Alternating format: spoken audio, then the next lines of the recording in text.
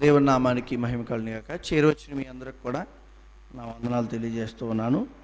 చిన్న ప్రార్థన చేసుకుని దేవుని వాక్యాన్ని విందాం. దయచేసి ప్రతి ఒక్కరము కూడా దేవుని సన్నిధానంలో ఉన్నామని గమనించి ఆయన మహింపరుస్తూ మన ఆత్మీయ జీవితాన్ని ఎదుగుదల నిమిత్తము దేవుని యొద్ద అడుగుతూ మాకు కావలసిన మాటలు నేర్పించండి అని దేవుణ్ణి ప్రార్థిద్దాం. ప్రతి ఒక్కరు కూడా నాతో సహా మనమందరము దేవునికి ప్రార్థన చేద్దాం. ప్రేమగల తండ్రి, మహోన్నతుడా, మీ ఉన్నతమైన ఘనమైన నామానికి స్తుతి స్తోత్రములు నాయన.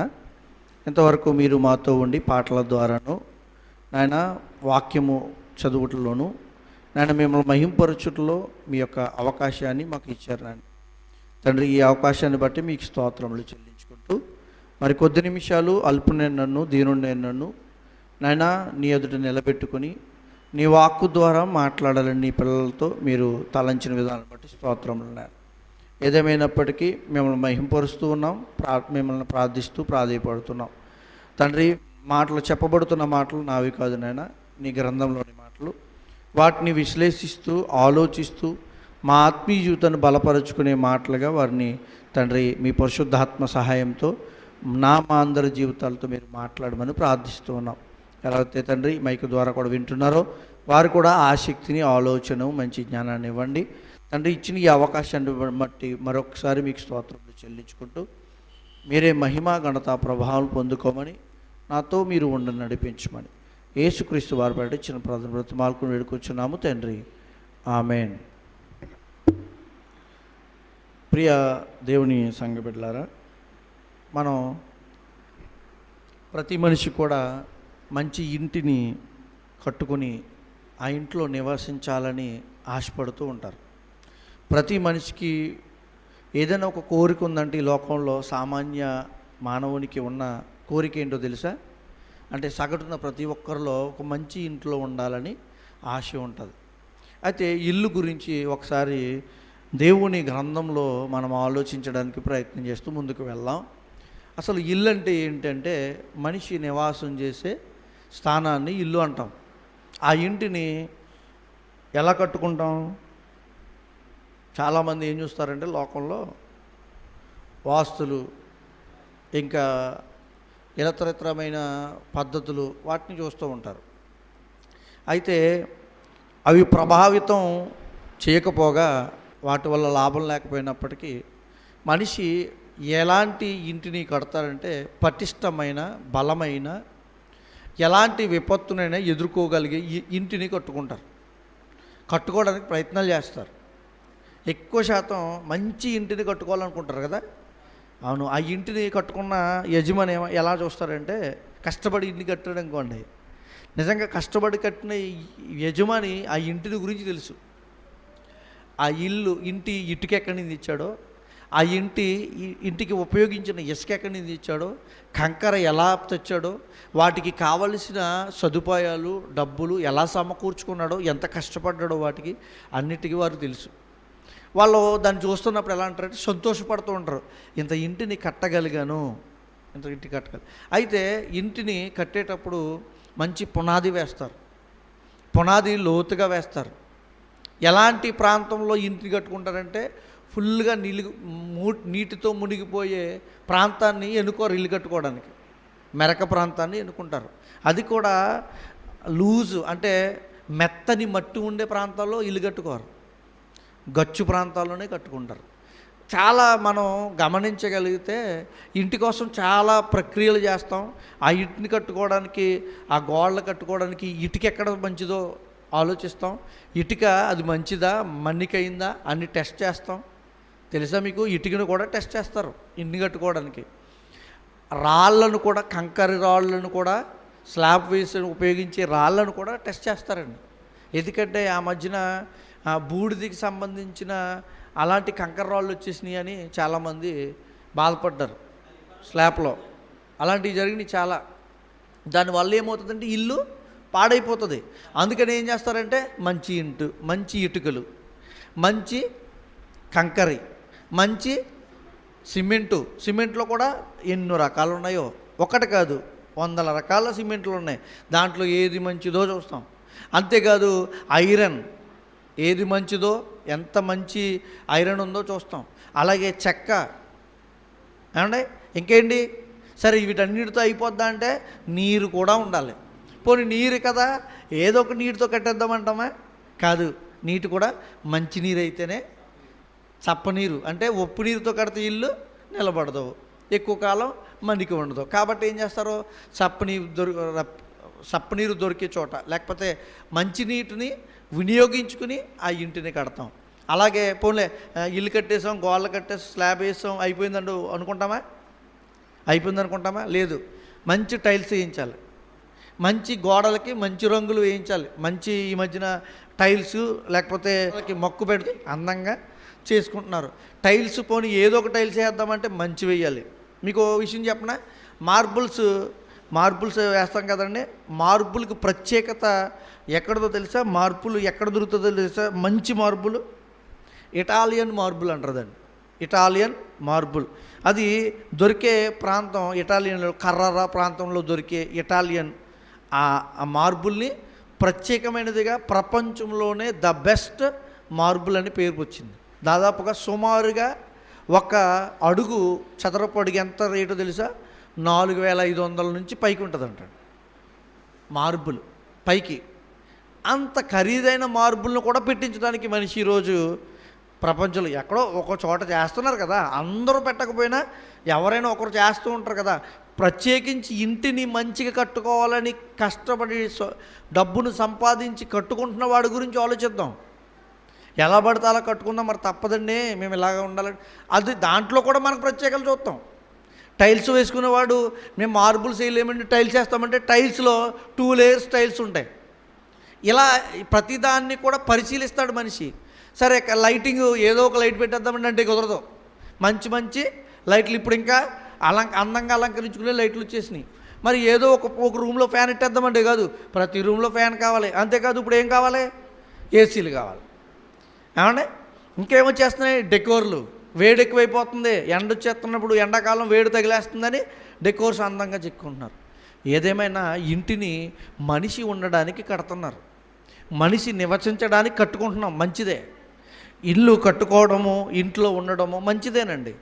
అయితే మనం చాలామంది కొన్ని క్రైస్తవ కుటుంబాల దగ్గర బయట ఒక పోస్ట్ చూస్తుంటాం మనం. ఏంటంటే ఆ మాటకి ఏముంటుందో తెలుసా? దేవుడే ఈ గృహాధిపతి. అవునా? ఎవరంట? దేవుడే ఈ గృహాధిపతి, దేవుడు నివసించు చోటు. అవునా? ఇలాంటి పేర్లు దేనికి పెడతారు? ఇంటికి, మనం కట్టుకున్న ఇంటికి. అయితే ఆ ఇంట్లో దేవుడు ఉంటాడా? అసలు ఆ ఇంట్లో దేవుడు ఉంటాడా? ఉంటాడండి? ఒకసారి ఒక మాట చూద్దాం. కొన్ని రాజుల మొదటి గ్రంథం తీయండి. రాజుల మొదటి గ్రంథం 8వ అధ్యాయం 27వ వచనం. 8వ అధ్యాయం 27వ. నిశ్చయముగా దేవుడు ఈ లోకమందు నివాసము చేయడు, ఆకాశ మహాకాశములు సహితము నిన్ను పట్టజాలవు. నేను కట్టించిన ఈ మందిరము ఎలాగ పట్టును?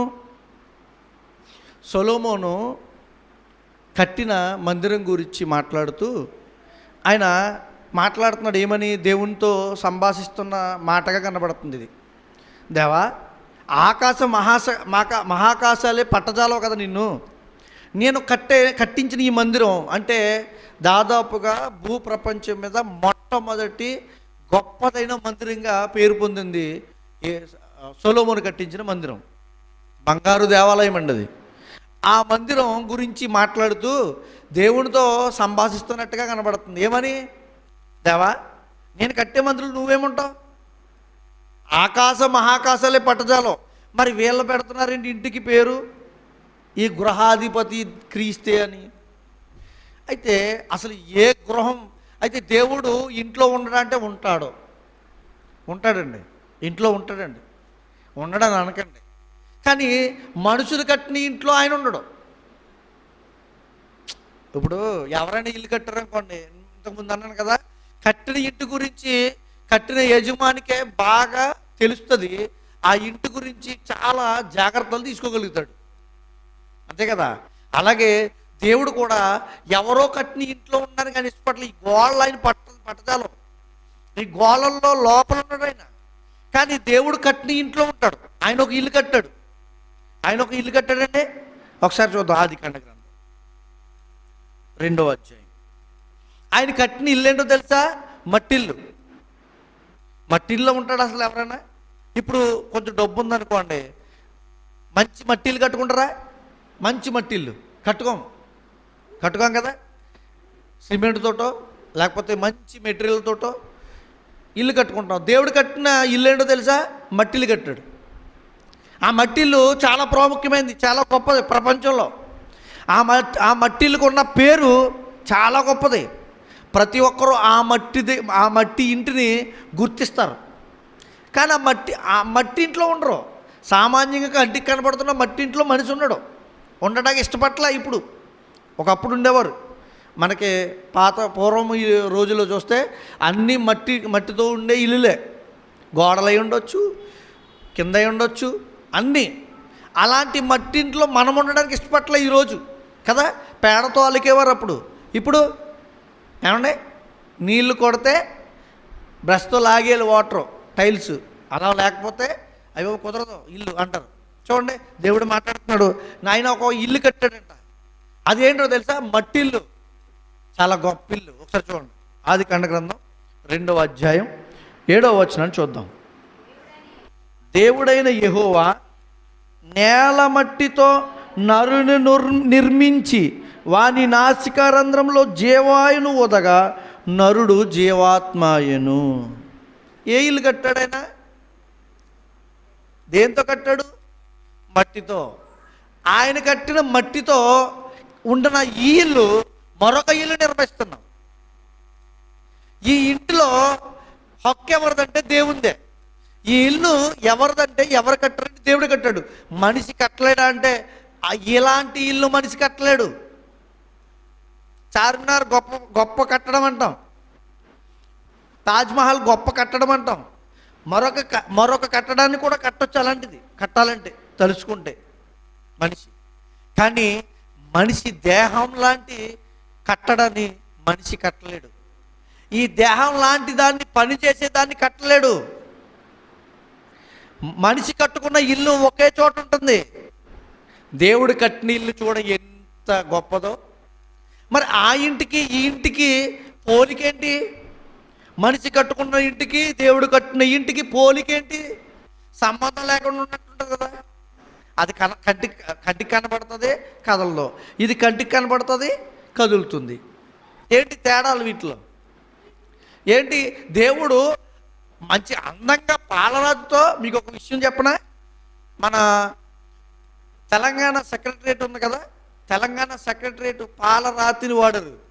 ఒక కొండనే బేరమాడి ఆ కొండని మొత్తం కటింగ్ చేసి పట్టుకొచ్చి మొత్తం ఆ బిల్డింగ్ అంతా ఏదైతే 8 అంతస్తులో ఎంతో కట్టారు, మరి నాకు గుర్తులేదు సరిగా.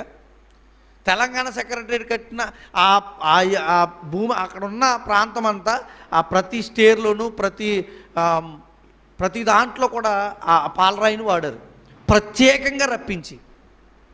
అంటే మనిషికి ఇంటి మీద లేకపోతే ఒక ఈ గృహం మీద, లేకపోతే అది గృహమేనండి. సెక్రటరియట్ ఇల్లు కదా అంటే ఆ ప్రాంతంలో ఆ తెలంగాణ ప్రాంతానంతటికి ఎలాంటి పరిపాలన అందించాలనే నిర్ణయాలు తీసుకునే గృహమే అది కదా. మరి అలాంటప్పుడు ఇలాంటి వాటికి మనిషి చాలా ప్రాముఖ్యత ఇస్తున్నాడు. ఇలాంటి వాటికి మనిషి చాలా ఆలోచన కలిగి ఉన్నాడు. ఎంతమందో సైంటిస్టులు తీసుకొస్తున్నాడు, ఎంతమందో శాస్త్రవేత్తలు పెట్టుకుంటున్నాడు, ఎంతమందో ఇంజనీర్లతో ఇంట్లు కట్టుకుంటున్నాడు. దేవుడు తనకున్న ఆలోచనతో, తనకున్న ఇంజనీరింగ్ మేధాశక్తితో కట్టాడండి మట్టితో ఇల్లు. ఆ ఇల్లు ఈరోజు కట్టుకుంటున్నాం ఇల్లులు. మట్టితో కట్టిన ఆయన ఎంత జ్ఞానవంతుడో చూడండి. మట్టితో మాట్లాడుతున్నారు. ఈ మట్టి శరీరమే కదా. ఎన్నో హంగులు, ఎన్నో ఆర్భాటాలు, ఎన్నెన్నో గొప్పలు లోకంలో. దేన్ని బట్టి? ఈ శరీరాన్ని బట్టే. ఈ శరీరాన్ని కట్టాడు. అంటే దేవుడికి ఎక్కడుంటాడో పెద్ద పెద్ద గోడలు కట్టిన మందిరాలు, దేవుని మందిరం అని పేరు ఉన్నట్టే అక్కడ ఉన్నాడు ఆయన. క్రైస్తవుల మందిరమైనా, ఏదైనా చర్చ్ అయినా కానండి, అవునా కదా. చర్చిలో దేవుడు ఉంటాడా? చర్చ్ అంటే రాతి కట్టడం. చర్చిలో ఉండడు దేవుడు, మనసులో ఉంటాడు, మనిషిలో ఉంటాడు. ఎలా ఉంటాడో, ఎలా ఉంటే ఉంటాడు దేవుడు ఈ ఇంటిలో ఉంటాడు కదా. ఒకసారి ఒక మాట చూద్దామండి. కొరింథీయులకు రాసిన మొదటి పత్రిక 3వ అధ్యాయం 16వ వచనం చదువుదాం. కొరింథీయులకు రాసిన మొదటి పత్రిక 3వ అధ్యాయం 16వ వచనాన్ని చదువుదాం. మీరు దేవుని ఆలయమై ఉన్నారనియు దేవుని ఆత్మ ఏంటండి మనం ఏంటంటే మనకు తెలీదు. మనం ఏంటి? దేవుని ఆలయం. దేవుని ఆలయం అండి. ఈ మట్టితో కట్టిన ఈ శరీరం దేవునికి ఆలయంగా ఆయన నిర్మించుకున్నాడు. అయితే మధ్యలో ఏం జరుగుతుంది? ఈ ఆలయాలు దేవుని ఆలయాలుగా పనిచేయడం మానేసి దేవుని ఆలయమై ఉన్నారనియు దేవుని ఆత్మ మీలో నివసించుచున్నాడనియు మీరెరుగరా? లేదు, తెలియదండి, తెలియట్లేదు. అవునండి, మనుషులకి, సేవకులకి, సంఘ నాయకులకి, సంఘంలో వస్తున్న విశ్వాసులకి తెలియట్లేదు నేనొక దేవుని ఆలయమని. ఎందుకు తెలియట్లేదంటే దేవుని వాక్యాన్ని గ్రహించలేక ఉన్నారు. నిజంగా ఆలోచించండి. దేవుడు ఈ ఆలయాన్ని ఎలా ఉండాలని కోరుతున్నాడో పౌలు గారు కూడా ఒక మాట మాట్లాడారు చూడండి. రోమిలికి రాసిన పత్రిక ఎలా ఉంచమంటున్నాడో తెలిసి ఈ ఆలయాన్ని. రోమిలికి రాసిన పత్రిక 12వ అధ్యాయము 1వ వచనం నుంచి చూద్దాం. పౌలు గారు ఈ మందిరం గురించి తెలిసిన వాడే, దేవుడు కట్టిన ఈ మందిరం గురించి ఆయనకు అర్థమయ్యి ప్రజలకి వాక్యాన్ని చెబుతూ రోమా ప్రాంతంలో ఆ మాటలు చెబుతున్నాడు. చూడండి ఏమని. కాబట్టి సహోదరులారా, పరిశుద్ధమును దేవునికి అనుకూలమునైన సజీవయాగంగా మీ శరీరములను ఆయనకు సమర్పించుకొనుడని దేవుని వాత్సల్యతను బట్టి మిమ్మను బతిమాలుకొనుచున్నాను. ఎందుకు ఈ శరీరాన్ని సజీవ యాగంగా ఇవ్వాలి? ఆయనకి అర్థమైందండి ఇది దేవుని ఇల్లు అని. అవునా? ఇది ఇల్లు అండి. ఇది ఇల్లు ఎవరికి? దేవునికి. మనం కట్టిన ఇంట్లో దేవుడు ఉండడు, మనం కట్టుకున్న మందిరాల్లో దేవుడు ఉండడు, మనం కట్టుకున్న దేవాలయాల్లో దేవుడు ఉండడండి. మన హృదయంలో నివసిస్తానంటున్నాడు ఆయన. ఎలాంటి హృదయంలో నివసిస్తాడో కావాలి మనకి. అంతేనా? ఎలా పడితే అలా కట్టేస్తే, ఎలా పడితే ఉన్న అన్ని మట్టి శరీరాలే కదా, అన్ని మట్టి శరీరాల్లోనూ దేవుడు ఉండిపోతాడా? మరి ఇక్కడ సెపరేట్ చేయాల్సిన అవసరం ఎందుకు వస్తుంది అంటే, కొన్ని హృదయాల్లో దేవుడు కాకుండా మరొకరు నివాసం చేస్తున్నారు. ఎవరు? సాతాను. అందుకని దేవుడు ఉన్నాడు అనుకోండి, ఎవరు నివాసం చేయరు? సాతాను ఉండడు. సాతాను ఉన్న చోట ఎవరు ఉండరు? దేవుడు ఉండడు. ఎందుకు? కొంతమంది అనుకుంటున్నారు రెండు బెడ్రూమ్లు కట్టామండి, ఒక హాల్ ఉంది, ఒక సాతాన్ని ఒక పక్క పెడతాం, అవసరమైనప్పుడు ఆయన రమ్మంటాం, దేవుడిని ఈ గదిలో పెడదాం అనుకుంటారు. కాదండి, అవ్వదు. అయితే నీ దగ్గర సాతానైనా ఉంటాడు, నీ ఇంట్లో దేవుడైనా ఉంటాడు. అయితే ఈ దేవుడు ఉండాల్సిన ఈ శరీరాన్ని ఎలా ఉంచాలండి? ఎలా కట్టాలండి ఈ శరీరాన్ని? మనం కట్టడం ఏంటి? మనం కట్టడానికి ఏమీ లేదు కదా. కానీ కట్టాల్సిన ఈ హృదయంలో కట్టాల్సింది ఉంది. మనం అనుకుంటాం దేవుడు కట్టేశాడు కదండి, మరి ఇప్పుడు మానవులుగా ఉన్నాం కదా, మరి ఇంక మనం కట్టేది ఏంటి? ఈ శరీరాన్ని దేవుడు ఆల్రెడీ ఉంటాడు కాదు, ఆత్మ సంబంధంగా కట్టబడాలి. ఏంటో కట్టడం?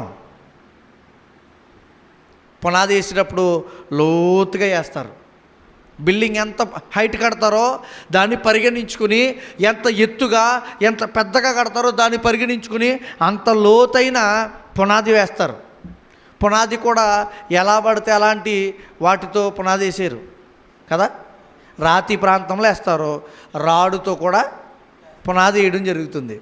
చూడండి మీరు, ఉదాహరణకి రాడు అంటే మనం ఎక్కువ కాల్చిన ఇటుకలు వాడతాం భారతదేశంలో. కాల్చిన ఇటుకలు చాలా మందికి ఎక్కువండి. కాల్చిన ఇటుకలు మన్నికి ఎక్కువే, కానీ రాతి ఇటుకలు కూడా ఉంటాయి, అవి కూడా మన్నికి ఎక్కువ. ఎందుకు అవునా? ఉదాహరణకి చెప్తున్నాను, మనం రాజమండ్రి వెళ్ళామనుకోండి, రావులపాలెం బ్రిడ్జి తగులుతుంది. ఎవరు కట్టారు అప్పుడు? కాటన్ గారు కట్టించింది అది. అదే కాదు, బ్యారేజ్ కూడా. అవునా? దాన్ని కట్టిన రీతి ఏంటో తెలుసా? దాదాపుగా 100 సంవత్సరాల పైనే అయిపోయింది. అయినా ఇప్పటికీ చెక్కు చెదరకుండా ఉన్నదంటే దానికి ఉదాహరణ ఏంటి? దాంట్లో వాడిన మెటీరియల్. మనం కడుతున్నాం బిల్డింగ్లు, ఎంతకాలం ఉంటున్నాయి? మనకి కొన్ని ప్రభుత్వ బిల్డింగ్లు అప్పుడప్పుడు చూస్తూ ఉండండి, నీళ్ళు గారిపోతుంటాయి, వర్షం వచ్చేస్తుంటాయి. ఎందుకు? సరైన నాణ్యత లేని వస్తువులతో అసాధారణంగా మనిషి ఉండడానికి మంచి ఆలోచనతో కట్టట్లేదు వాటిని. అంటే నేను ఇప్పుడు వాళ్ళని పొగట్టడానికి ఏం చెప్పట్లేదు, కానీ కట్టడం గురించి మాట్లాడుతున్నాను. అంటే రాతితో కట్టే కట్టడాలు బలంగా ఉంటాయి, నిలబడతాయి ఎక్కువ కాలం. అలాగే మంచి ఇటుకతో కట్టే కట్టడాలు కనబడతాయి. అంటే పునాది కూడా బలంగా ఉండాలి. బ్రిడ్జ్ చేశారంటే పునాది బలంగా ఉంటేనే కదా పైన ఉంటుంది బలంగా. ఇప్పుడు ఆ బ్యారేజ్ ఉందండి, మన ఏమంటారు దాన్ని, కాటన్ బ్యారేజ్ ఉంది కదా, కాటన్ బ్యారేజీ అలా పైన కట్టేసాడు అనుకోండి, అంత నీటిని ఆపుతుందా? ఆపదు. ఎక్కడి నుంచి కట్టాలి? లోపల నుంచి కట్టుకురావాలి. అందుకే మన జీవితానికి దేవుడు ఈ యొక్క శరీరంలో ఈ యొక్క మనలో ఉండాలి అని అనుకుంటే మనం కూడా పునాది వేయాలంట, బలమైన పునాది. అది ఏ పునాదో తెలుసా? అది ఏ పునాది వేస్తే దేవుడు మనతో ఉంటాడో తెలుసా? ఒకసారి చూద్దాం అన్నమాట. పేతురు రాసిన మొదటి పత్రిక 2వ అధ్యాయము 5వ వచనాన్ని చదువుదాం. పేతురు రాసిన మొదటి పత్రిక 2వ అధ్యాయము 5వ వచనాన్ని చదువుదాం. యేసుక్రీస్తు ద్వారా దేవునికి అనుకూలములకు ఆత్మ సంబంధమైన బలులను నర్పించుటకు పరిశుద్ధ యాజకులుగా ఉండునట్లు మీరును సజీవమైన రాళ్ళవలే నుండి ఆత్మ సంబంధమైన మందిరముగా కట్టబడుచున్నారు. ఏ మందిరం కట్టబడుతున్నారు? ఇప్పుడు మనం కట్టే మందిరం ఏంటి? ఆత్మ సంబంధమైన మందిరం. ఈ మందిరానికి కావాల్సినవి ఏంటి?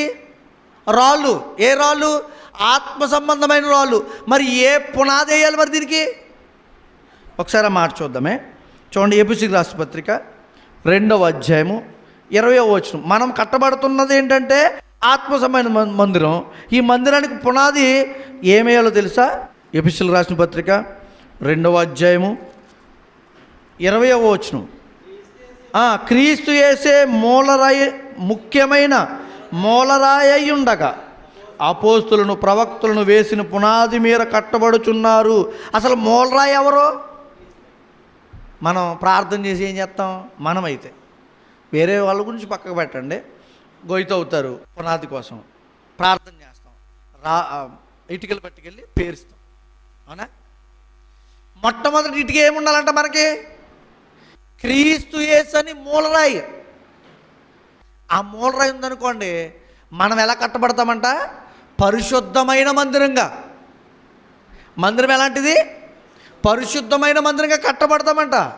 ఇది కట్టబడాలంటే మీకు ఏముండాలంటే యేసుక్రీస్తు అనే మూలరాయి ఉండాలి. యేసుక్రీస్తు లేకపోతే నీ మందిరం ఉండదు. నీ మందిరంలో యేసుక్రీస్తు అనే మూలరాయి లేకపోతే అసలు నీ మందిరమే కాదు. ఉదాహరణకు మీకు అర్థమై ఉండాలి. ఇప్పటికే లోకంలో అనేక శరీరాలు ఉన్నాయి, అన్నింటిలోనూ దేవుడు ఎందుకు నివసించడం? ఎందుకు నివసించట్లేదు? ఆ మూలరాయి ఏమి ఉండలేదు. వాళ్ళకి మూలరాయి అనే క్రీస్తు లేడు. అది ఆత్మ సంబంధమైన మందిరమే కాదు. అందుకే అంటున్నాడు. చూద్దాం, మరొక మాట చూద్దాం. ఈ మూలరాయిని వేయడానికి ఎలా వేయాలి? పునాది వేయడానికి దేంతో వేస్తాం? చెప్పాలి. పునాది దేంతో వేస్తాం? పునాది బలంగా వేద్దాం. దేంతో వేస్తాం? మంచి సిమెంటు, మంచి కంకర, మంచి ఐరన్, మంచి వాటర్, మంచి ఇసుక అన్నీ కలిపేయాలి. మరి మనకి ఈ ఆత్మ సంబంధమైన కట్టబడుతున్న ఈ మందిరానికి ఏం వేసి కడితే ఉంటుంది? ఒకసారి ఒక మాట చూద్దామే. ఒకసారి అపోస్తుల కార్యాలు 9వ అధ్యాయం 42వ వచనం. అపోస్తుల కార్యాలు 9వ అధ్యాయము 42వ వచనం. ఇది ఒప్పేందంతటా తెలిసినవాడు అనేకులు ప్రభువునందు విశ్వాసముంచిరి. ఏ మెటీరియల్తో కట్టాలంటే మనం ఆత్మ సంబంధం మందిరాన్ని విశ్వాసం అనే మెటీరియల్ వాడాలి. ఏం వాడాలండి? విశ్వాసం అనే మెటీరియల్. లేకపోతే యేసుక్రీస్తుకి విశ్వాసం అనే యేసుక్రీస్తులో నీ జీవితంలో నీ మందిరంలో లేకపోతే ఇది మందిరంగా ఎంచబడదు. దీనికి కట్టాల్సిన మెటీరియల్ చెప్తున్నాడు, విశ్వాసం ఉండాలి. విశ్వాసం లేకుండా ఎవరు కూడా దేవుణ్ణి చూడలేరు, అంతే కదా. విశ్వాసం లేకుండా దేవుని పిల్లలు అనబడరు. అంటే మొట్టమొదట కావాల్సిన మెటీరియల్ విశ్వాసం. విశ్వాసం లేదే దేవుడిని ఎలా నమ్ముతారండి? అవునా? అంటే ఈ మందిరం కట్టబడడానికి విశ్వాసం ఉండాలి. మరొక మాట చూద్దాం, ఇంకొక మాట. మార్కు సువార్త 9వ అధ్యాయము 42వ వచనాన్ని కూడా చూద్దాం. మార్కు సువార్త 9:42 వచనాన్ని.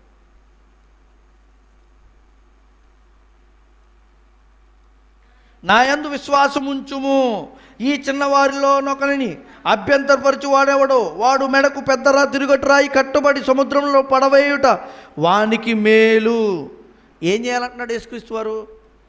నా యందు విశ్వాసం ఉంచుము అంటే విశ్వాసం అనేది కర్త ఎవరు? యేసుక్రీస్తు వారు.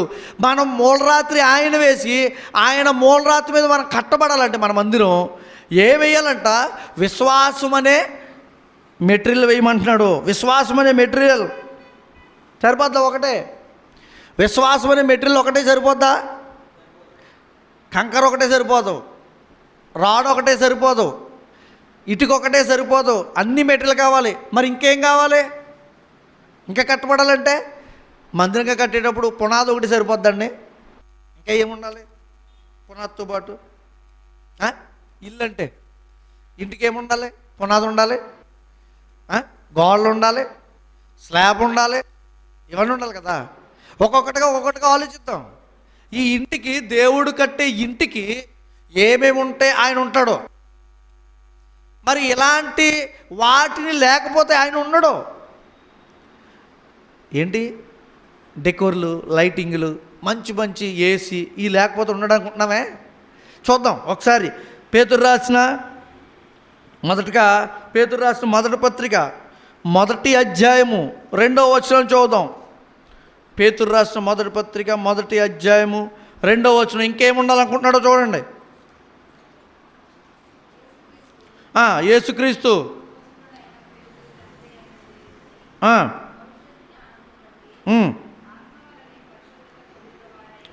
ఆత్మ వలని పరిశుద్ధత పొందిన వారై విధేయులగుటకును యేసుక్రీస్తు రక్తం వలన ప్రోక్షింపబడుటకును. ఏంటంటే ఏమేమి ఉండాలి తెలుసా? మనకి ఏమేమి ఉండాలి తెలుసా? ఆత్మ వలన పరిశుద్ధత. ఏ మెటీరియల్ ఇది? పరిశుద్ధత అనేది ఉండాలంట. పరిశుద్ధతనే ఈ మెటీరియల్ని మనం కట్టే నీరేడో తెలుసా? బిగడానికి సిమెంట్లో ఇసుక, సిమెంటు, కంకర 3 కలిపితే బిగదు కదా, నీళ్ళు కలిపితే బిగుస్తుంది. మరి ఇప్పుడు మనం ఈ శరీరం అనే ఈ ఆత్మ మందిరం అనే ఈ మందిరాన్ని కట్టడానికి ఏ నీరు వాడాలి? యేసు రక్తం అనే నీరు వాడాలి. ఇక్కడ అది చెప్తారు చూడండి. యేసుక్రీస్తు రక్తము వలన ప్రోక్షింపబడుటకు ఏర్పరచబడిన వారికి, అంటే సంఘంలో చేర్చబడిన వారికి చెప్తున్నాడు. అంటే వీళ్ళందరూ కూడా ఏ మందిరంగా కట్టబడ్డారంటే ఆత్మ సంబంధమైన దేవుని మందిరంగా కట్టబడ్డారు ఈ సంఘాల వారు. అందుకు వారితో మాట్లాడుతున్నారు, మీరందరూ ఆత్మ సంబంధంగా కట్టబడ్డారు కదా, ఎలా కట్టబడ్డారో వారికి చెబుతూ ఈరోజు మనతో చెప్తున్నాడు, మీరు ఎలాంటి మందిరంగా ఉండాలో. యేసు రక్తం వలన మీరు కడగబడ్డం అంటే మీరు మెటీరియల్ వాడండి నీరుగా. ఎవరిని? యేసుక్రీస్తు రక్తాన్ని. పరిశుద్ధతను వాడండి. ఎందుకంటే దేవుడు ఉండే స్థలం ఎలాంటిది ఉండాలి? పరిశుద్ధంగా ఉండాలి. పరిశుభ్రత గురించి మాట్లాడట్లా. చాలామంది ఇంటిని పరిశుభ్రంగా ఉంచుకోవాలనుకుంటారు, మంచిదే. పరిశుభ్రత కాదు కావాల్సింది దేవుడికి, పరిశుద్ధత. అందుకే అంటున్నాడు పరిశుద్ధతంగా జీవించాలంటే.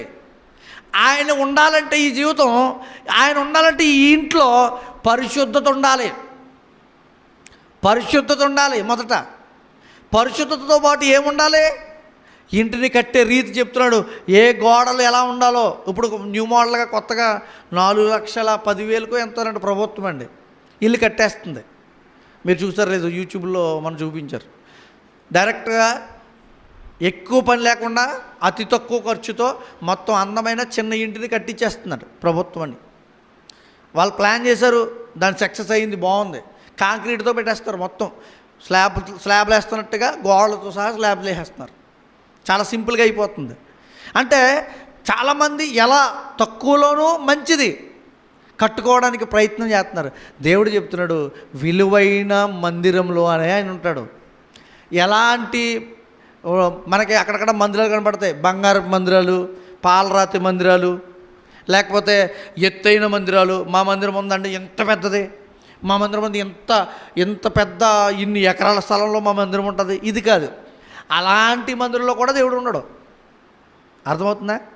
దేవుడు నివసించే చోటు ఎన్ని ఎకరాలను బట్టి, ఇంత ప్లేస్ని బట్టి, లేకపోతే ఇంత ఎత్తైన కొండ మీదో. చూడండి, రాజులు ఇల్లు కట్టుకునేవారు ఎక్కడ కట్టేవారు? కొండ ప్రాంతాల్లో కట్టేవారు. ఎందుకని? చుట్టుపక్కల ఎవరైనా కానీ వారి మీద దాడి చేయడం రావాలంటే కష్టపడి చాలా ఇబ్బంది పడాలి.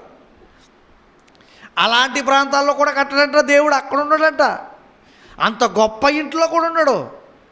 ఇప్పటికే చూడండి, అక్కడక్కడ కోటలు కనబడుతున్నాయి. అప్పుడు రాజులు పరిపాలించిన కోటలు చాలా బలమైనవి, పాడవకుండా చాలా చోట్ల కొన్ని ప్రాంతాల్లో, అంటే ఇతర రాజ్యాల రాజులు పాడు చేసినవి పాడైపోయినాయి తప్ప అలా కట్టబడి ఉన్నవి రాతితో ఇప్పటికీ ఉన్నాయి కొన్ని. అలాంటి రాతి కోటల్లో కూడా ఉండంటున్నాడు దేవుడు. పరిశుద్ధమైన ఇంటిని. ఎలా ఉండాలి ఈ ఇండ్లు? పరిశుద్ధంగా ఉండాలి. పరిశుద్ధంగా ఉండాలంటే నీ మాట, నీ ఆలోచన, నీ తలంపులు అన్నీ లెక్క పెడతాడు. అన్నీ దాంట్లోకి వచ్చేస్తాయి. ఇంకొక మాట కూడా చూద్దామా? ఇంకా ఏమి ఉండాలి తెలుసా? కీర్తనలో గ్రంథం 11వ అధ్యాయం 7వ వచనం చూద్దాం. కీర్తనల గ్రంథం 11వ అధ్యాయం 7వ వచనం. ఏముండాలంటున్నాడు ఈ మందిరానికి, ఈ ఇంటికి, ఆయన కట్టుకునే ఇంటికి? ఆయన ఇచ్చాడండి అన్నీ కరెక్ట్గా, మనం పాడు చేసేసుకున్నాం.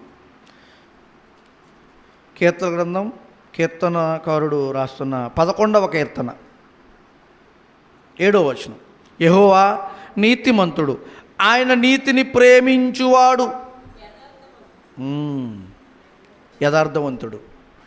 ఆయన ఈ ఇంట్లో ఉండాలనుకోండి, ఆయనకున్న కొటేషన్ ఏంటో తెలుసా? ఆయనకున్న గొప్ప లక్షణం ఏంటో తెలుసా? నీతిపరుడు. మరి ఈ ఇల్లు ఎలా ఉండాలి? ఈ ఇల్లు ఎలా ఉండాలి? దేంతో కట్టాలి? నీతిపరమైన భక్తి కలిగిన జీవితంతో కట్టాలి. అంతేనా? చూడండి, మరొక 45వ అధ్యాయము 7వ వచనంలో కూడా మాట్లాడతారు. చూడండి, అదే కీర్తన 45వ కీర్తన, అక్కడ 7వ వచనంలో కూడా, నీవు నీతిని ప్రేమించి భక్తిహీనతను ద్వేషించుచున్నావు. ఎందుకు? ఆయనకి ఇష్టం నీతి అంటే. నీతిపరుడన్నా ఆయనకి ఇష్టం. అలాంటి ఇష్టపడే ఆయన ఎలాంటి ఇంట్లో ఉంటాడో? నీతిపరుడైన ఇంట్లోనే ఉంటాడు. ఈ హృదయం నీతితో నిండి ఉంటే ఉంటాడు. ఈ హృదయాన్ని కట్టే గోడలు ఏమి ఉండాలి తెలుసా? నీతి అయిన గోడలై ఉండాలి, పరిశుద్ధమైన గోడలై ఉండాలి. ఇంకేముండాలండి? అందుకే పరిశుద్ధత అంటే దేవుడికి బాగా ఇష్టమండి. దాదాపుగా పరిశుద్ధత అనే పదం బైబిల్లో ఎన్నిసార్లు వాడాడు తెలుసా? 690కి పైగా వాడాడు బైబిల్లో పరిశుద్ధత అనే పదం. ఎందుకు? ఆయన ఎలాంటి వాడు? పరిశుద్ధుడు గనుక, నేను పరిశుద్ధుడును గనుక మీరును పరిశుద్ధులై ఉండండి. అలాంటి ఇంట్లోనే ఉంటాను. కట్టింది ఆయనే, మార్చేసుకున్నాం. కానీ ఇప్పుడు కట్టుకుంటున్నాం. ఎలాగా?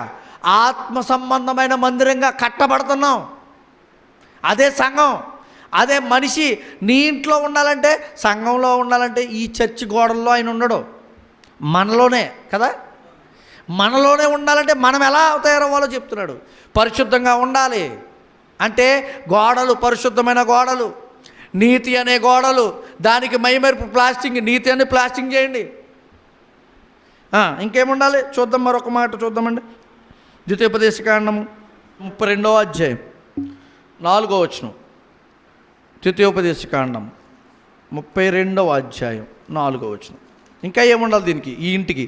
ఆయన ఆశ్రయదుర్గముగానున్నాడు, ఆయన కార్యము సంపూర్ణము, ఆయన చర్యలని న్యాయములు, ఆయన నిర్దోషి అయి నమ్ముకొనదగిన దేవుడు, ఆయన నీతిపరుడు, యథార్థపరుడు. గమనించండి, ఆయన ఎలాంటి ఇంట్లో ఉంటాడో తెలుసా? నీతిపరుడు అనే గోటలు. ఏమండే, మళ్ళీ దానికి కావలసిన చెక్క ఏం వాడుతున్నాడో? యథార్థతని చెక్క వాడుతున్నాడండి. గుమ్మాలకి, కిటికీలకి ఏం వాడుతున్నాడో? యథార్థతనే చెక్కను. ఇది మనం కట్టుకోవాలండి. ఇది మనం కట్టి ఆయన ఆహ్వానించాలి. ఈ ఇంట్లో దేవుడు ఉంటానంటున్నాడు, కానీ మనం ఆహ్వానించట్లేదు. మనం అనేసుకుంటున్నాం, కట్టేద్దాం, యేసుక్రీస్తు వారు పక్కన ఇట్టేద్దాం, ఇంకొకరు ఇంకో పక్కన ఇట్టేద్దాం. ఈ ఇంట్లో రెండిట్లో 2 పడవల మీద కాలేస్తే ప్రయాణం కొనసాగదు, మధ్యలో పడిపోతాం, మనం మరణానికి వెళ్ళిపోతాం. అందుకే అంటున్నాడు, అలాంటి ఇంట్లో ఆయన ఉన్నాడో ఏముండాలి? యథార్థత. ఇంకొక మాట కూడా చూడండి, ఎపిసిలకు రాసిన పత్రిక 6వ అధ్యాయము 5వ వచనం. అందుకే మాట్లాడుతున్నాడు చూడండి, ఎపిసిలకు రాసిన పత్రిక 6వ అధ్యాయము 5వ వచనం చదువుదాం. దాసులారా, యథార్థమైన హృదయము గలవారై. చూసారా, ఎలాంటి హృదయం అని ఇల్లు ఉండాలి? యథార్థ హృదయం. స్లాబ్ వేసేయండి. ఏ స్లాబ్? మంచి కంకరతో, మంచి మెటీరియల్తో, మంచి సిమెంట్తో, మంచి ఐరన్తో స్లాబ్ వేసేయండి అంటున్నారు మనం చాలామంది. ఏమంటే స్లాబ్ బలంగా వేయాలండి, ఎందుకంటే అదే మనల్ని కాపాడేది. ఇప్పుడు దాన్ని కూడా స్లాబ్లో ఏమొచ్చినాయి? ఇంతకుముందు ఇసుకని జల్లించేవారు కాదు, ఇప్పుడు ఏం చేస్తున్నారు? జల్లించి సిమెంట్ మంచిది. అంతేకాదు స్లాబ్లో ఏం వాడుతున్నారు తెలుసా? లిక్విడ్ వాడుతున్నారు, అంతే కదా. తుప్పు పట్టకూడకుండా ఉండడానికి ఐరన్, మళ్ళీ దానికి మెటీరియల్ పాడవకుండా ఉండడానికి అదో ఫిక్స్ అంట, డాక్టర్ ఫిక్స్ ఏదో అంటారు, మెటీరియల్ వాడుతున్నారు. దేనికి? స్లాబ్కి. నువ్వే మెటీరియల్ వాడాలి? దేవుడు ఉండే మెటీరియల్ ఇంటికి, దేవుడు ఉండే ఈ ఇంటికి ఏ మెటీరియల్ వాడమంటున్నాడో? స్లాబ్కే. ఇక్కడ అంటున్నాడు కదా, ఏమన్నాడండి? యథార్థతన. చదవండి. దాసులారా, యథార్థమైన హృదయము గలవారై. యథార్థమైన హృదయం కలిగిన స్లాబ్ ఏమంటున్నాడు దేవుడు? 4వ అధ్యాయము 24వ వచనాన్ని కూడా చూద్దాం. 4వ అధ్యాయము అదే పత్రిక 24వ వచనం. నీతియు యథార్థమైన భక్తియు గలవారై దేవుని పోలిక సృష్టింపబడిన నవీన స్వభావమును ధరించుకొనుడి. ఏం ధరించుకోవాలి? గోళ్ళకి ఏం వేయాలి? గోళ్ళకి ఏం వేయాలి? మొక్కు పెట్టాలి. మొక్కు పెడితే అందంగా కనపడుతుంది మనకి. ఆ మొక్క ఏం పెట్టమన్నాడో దేవుడు? అరే మొక్కు పెట్టండి, డెకోర్ చేయండి. ఏం చేయాలి? యథార్థత, నీతి. స్లాబ్ వేసారా? మంచి స్లాబ్ వేసాం, యథార్థతను స్లాబ్ వేసాం. నీతి అనే గోడలకి మొక్కు పెట్టండి, అలంకరించండి. నేను రావాలంటే మనం కట్టుకుంటాం. ఏసీ లేనిది ఎక్కడండి బిల్డింగ్ అంటారు కొంతమంది. లేకపోతే అదిలే ఈ మెటీరియల్, గృహోపకరణాలు నాకు మంచి ఇది ఉండాలి, మంచి కబోర్డ్స్ ఉండాలి, మంచి బాత్రూమ్ ఉండాలి, ఇవన్నీ ప్లాన్ చేసుకుంటాం మనం. రూమ్ వచ్చేటప్పటికి చిన్నది ఉండకూడదండి, గది బెడ్రూమ్ చిన్నది ఉండకూడదు, పెద్దది ఉండాలి. హాలు ఇంకా పెద్దది ఉండాలి. ఎన్ని ప్లానింగ్లు వేస్తామో చూడండి. దేవుడు అన్నాడు, పరిశుద్ధత, నీతి అనే ఈ వాళ్ళ కట్టుకోండి, స్లాబ్ వేయండి, నేను వస్తానంటున్నాడు ఆయన డైరెక్ట్. ఎక్కడికి? ఆయన మందిరంలోకి. అది ఎవరు కట్టిందంటే ఆయన కట్టిందే, కానీ పాడు చేస్తారు. ఇప్పుడు మళ్ళీ కట్టండి, ఆత్మ సంబంధమైన మందిరంగా నేను నివసిస్తానన్నాడు ఆయన. అవునా? మీలో నివసిస్తానన్నాడు ఆయన. మీలో నేను నివసిస్తాను. ఇంకేం కావాలి? నిస్వార్థమైన బుద్ధి ఉండాలండి. ఆ బుద్ధి కలిగిన ఇంట్లో ఉంటాడంట ఆయన. ఇంకా ఇంకొక మాట కూడా చూద్దాం. ఎఫెసీయులకు రాసిన పత్రిక 2వ అధ్యాయము 20వ వచనం. ఎఫెసీయులకు రాసిన పత్రిక 2:20. ఉండగా అపోస్తులను ప్రవక్తలు వేసిన పునాది మీద మీరు కట్టబడి. ఏ పునాది వేశారు ఇక్కడ? యేసనే పునాది. ఎక్కడ వేశారు? మనం ఎక్కడ వేస్తున్నాం పునాది? చెప్పాలి. భూమి మీద కదా. మనం మరి ఇప్పుడు ఈ ఆత్మ సంబంధమైన పునాది ఎక్కడ వేయాలి? మూలరాయి యేసుక్రీస్తే పునాది కూడా ఎవరి మీద వేయాల పునాది? యేసుక్రీస్తు మీద వేయాలంట. చూడండి, మనం భూమి మీద పునాది వేస్తున్నాం, కానీ భూమితో వేయట్లేదు, వేరే మెటీరియల్ తెస్తున్నాం, రాతి పెడుతున్నాం. రాయి వేరు, భూమి వేరు. ఆ భూమిలోంచి వచ్చిందే ఏది? ఈ రాడు కూడా కాల్చిపెట్టాం. అలాగే ఈ భూమి అనే క్రీస్తు మీద మీరు మూలరాతిని కూడా మళ్ళీ క్రీస్తునే పెట్టాలి. అంతేనా? ఈ బిల్డింగ్ ఇంత నిలబడాలంటే, స్ట్రాంగ్గా ఉండాలంటే, దేవుడు ఉండి ఈ మందిరంలో ఉండాలంటే, అంటే మహాకాశాలు పట్టజాలని ఆ దేవుడు మన హృదయంలో నివసిస్తానంటున్నాడు. ఈ మందిరం ఎంతలా ఉండాలో ఆలోచించుకోండి. మీరు ఎంతలా ఉండాలో ఆలోచించుకోండి. పరిశుద్ధంగా ఉండాలి, పవిత్రంగా బ్రతకాలి. ఏమంటే నిర్దోషమైన గోడలు ఉండాలి, స్లాబ్ అనే నీతి ఉండాలి, పై మెరుపు ఇంకా ఎన్నెన్నో చెప్తాడు. మీరు ఇంకా పెట్టుకోవచ్చు, ఇలా ఎన్ని కావాలన్నీ ఆత్మ సంబంధమైన విషయాలు. మరొక మాట కూడా చూద్దాం. తీతుకు రాసిన పత్రిక 1వ అధ్యాయము 2వ వచనం. ఇంకేముండాలి ఈ మందిరానికి? తీతుకు రాసిన మొదటి పత్రిక 1వ అధ్యాయం 2వ వచనం. నిత్య జీవన కూర్చున్న నిరీక్షణతో కూడిన భక్తికి ఆధారమగు సత్య విషయమైన అనుభవ జ్ఞానము నిమిత్తమును. జాగ్రత్తగా గమనించండి. నిత్య జీవమును కూర్చిన ఏమన్నాడో? నిరీక్షణతో కూడిన భక్తికి. ఏం వాడాలి దీంట్లో? ఇక ఏం వాడాలి ఈ ఇంటికి? భక్తి వాడాలి. భక్తి లేదు చాలామంది ఈరోజు. ఇంటికి ఇల్లు కనబడుతున్నాయి, భక్తి లేదు. ఆరాధన మానేశాయి, భక్తి లేదు. సంఘానికి రావట్లేదు. ఏమన్నా ఇల్లునా రక్షణ పొందేశారు, మారు మనసు పొందేశారు. ఈరోజు రావటానికి వీల్లేదండి నాకు, పోనీ ఏదో అనారోగ్యం కలుగు, ఇబ్బంది కలుగు రావట్లేదంటే తప్పలేదండి. వాళ్ళు నడవలేకో, వృద్ధాప్యం ఉండో. ఇంకొక విషయం, పనులు, లోక సంబంధమైన పనులు పెట్టుకొని ఏం మానేస్తున్నావు? దేవుని ఆరాధన మానేస్తున్నాం. దేవుడు ఎక్కడున్నాడో? భక్తి లేని ఇంట్లో ఆయన ఉండడు. ఈ భక్తి లేని ఇంట్లో ఆయన ఉండడు. భక్తికి ఆధారమయ్యే నిత్య జీవం ఇచ్చేది ఏంటో తెలుసా? భక్తి. అంటే దేవుడు ఇక్కడ నివసించాలంటే, నీ హృదయంలో ఉండాలంటే భక్తి నీకు ఉండాలి. భక్తి కూడా తరిగిపోయేది కాదు, పెరిగేది. అవునా? భక్తి ఉండాలంటున్నాడు. మరొక మాట కూడా చూద్దాం. యాకోబు రాసిన పత్రిక, యాకోబు రాసిన పత్రిక 1వ అధ్యాయం 12:27 వచనం.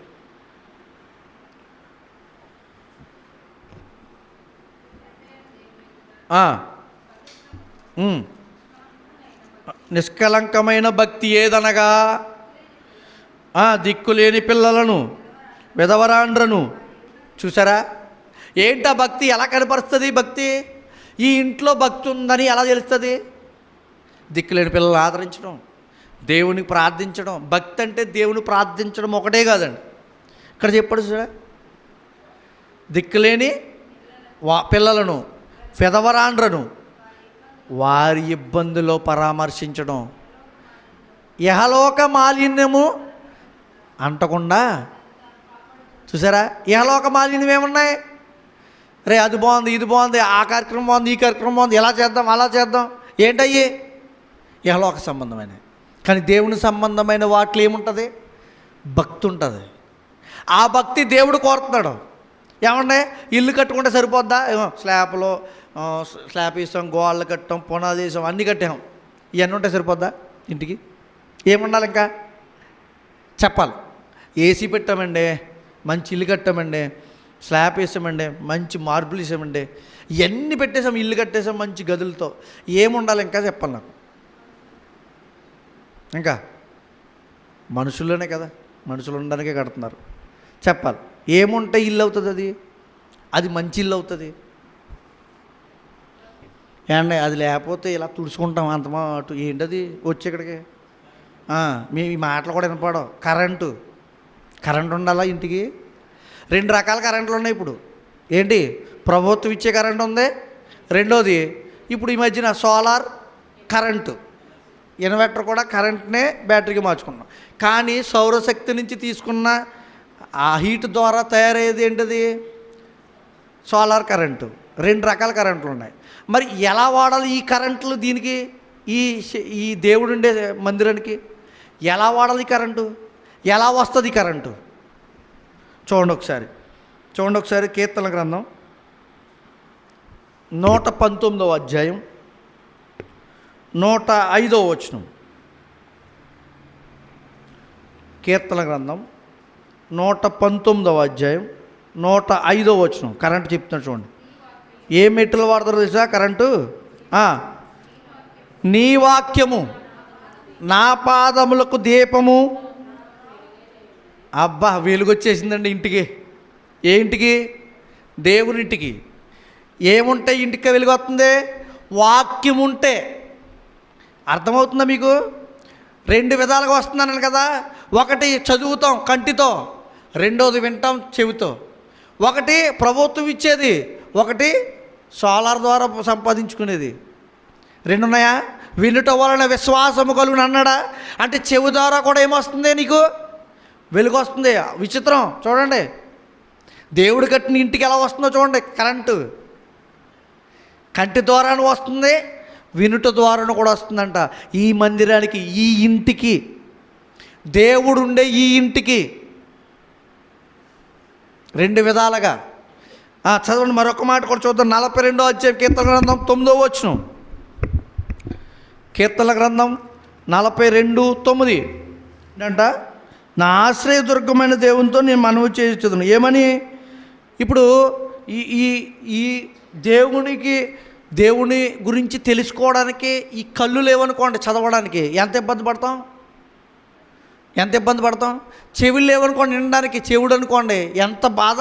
నీకు యేసుక్రీస్తు తెలీదు, ఇది ఆలయం అని తెలీదు, నువ్వు కట్టుకోలేవు, మందిరంగా కట్టబడవు, ఇబ్బంది పడతాం కదండి. ఎంత సులువు అయిపోయిందండి ఇప్పుడు. వెలుగు ఈజీ అయిపోయింది, అవసరం అయిపోయింది. వెలుగు లేని ఇల్లు ఎలాంటిదో, వాక్యం లేని ఆత్మీయ జీవితం మందిరం కూడా అలాంటిదే. కరెంట్ లేని ఇల్లు మొన్న 1 రోజు 2 రోజులండి, దగ్గరగా 2 రోజులు కరెంట్ లేదు. ఎప్పుడు? తుఫాను వచ్చినప్పుడు. ఎంత బాధపడ్డాం, ఇబ్బంది పడ్డాం కదా. మరి ఈ ఇంట్లో కూడా వాక్యం లేదనుకోండి, దేవుడు అంతే బాధపడతాడు. నీ చెవులారా వాక్యాన్ని వినట్లేదనుకోండి, దేవుడు అంతే బాధపడతాడు.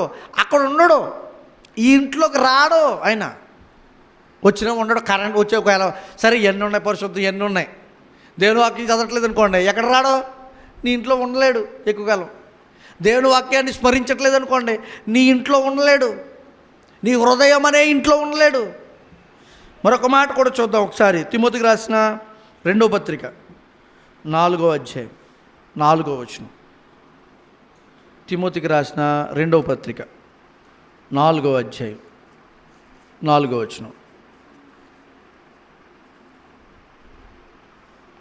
సత్యమునకు చెవినీయక కల్పనా కథల వైపు తిరుగు కాలము వచ్చును. అయితే నీవు అన్ని విషయంలో మితముగా ఉండుము. దేనికి చెవి ఇవ్వట్లేదు? సత్యమునకు చెవినియ్యక. అంటే చెవిలో నుంచి కూడా ఏం వినడానికి నువ్వు ఇష్టపడాలి? వాక్యాన్ని. అంటే ఈ చెవి ద్వారా నీ హృదయానికి, దేవుని మందిరానికి ఏమివ్వాలి? ఈ కట్టడానికి దేవుడు ఉండాలంటే సత్యం ఎప్పుడు చెవులంతా వినబడుతూ ఉండాలి, వాక్యం ఎప్పుడు నువ్వు వింటూ ఉండాలి. అలాంటి ఇంట్లో ఉంటాడంట దేవుడు. అలాంటి ఇంట్లో ఉంటాడంట. నిజంగా చూడండి ఎంత గొప్ప ఉందో ఈ ఇల్లు. దేవుడు ఉండే ఇల్లు ఎంత గొప్పదో చూడండి. పరిశుద్ధత ఉండాలి, నీతి ఉండాలి, నిజాయితీ ఉండాలి, జాగ్రత్తపరమైన దేవుని విషయాలు కలిగి ఉండాలి. ఏమండి, ఒక స్లాబ్ వేసామంటే నీతి అనే స్లాబు, ఇంకేముండాలి, యథార్థత అనే కట్టడంగా. ఈ మెటీరియల్ ఏం వాడాలి? ఇటుకలు. ఏమి ఇటుకలు వాడాలి? నిజాయితీ, నిస్వార్థం. ఏమండి, దేవుడు అంటే విశ్వాసం, ఇంకా ఏముండాలి? భక్తి. ఇవన్నీ కలిగి ఉంటేనే ఈ ఇల్లు కట్టబడుతుంది. అలాంటి ఇంట్లో ఉంటాడంట. ఒకవేళ ఎవరైనా సరే ఈ ఇల్లు నాది, నీకెందుకు ఇవ్వాలా అని దేవుణ్ణి అన్నాడు అనుకోండి. ఒక మాట చదువుదామే. పేతురు రాసిన 2వ పత్రిక